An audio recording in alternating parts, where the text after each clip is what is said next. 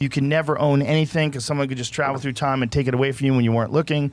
Like as time travel gets more and more sophisticated, you can go back and forth in time while you're talking to people.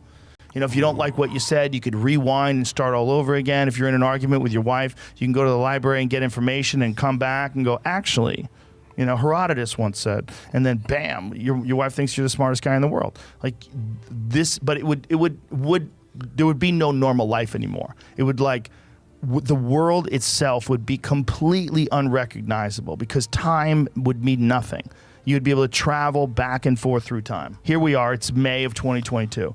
If time travel is invented in June, we're not going back to April. You can't go back to April. Okay. But you can go from June to a million years in the future and see what people look like. You'll be able to do that.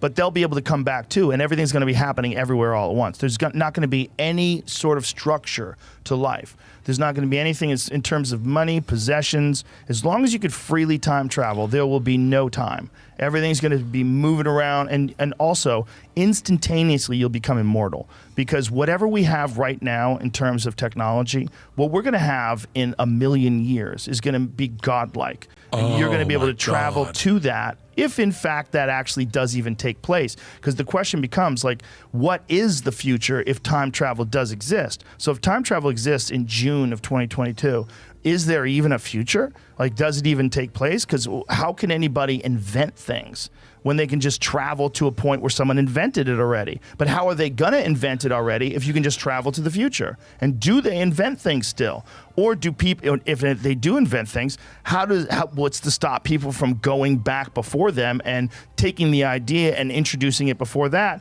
Thus, there'll be no intellectual property because there'll be no way to say you came up with it first. Now, there are two types of time travel.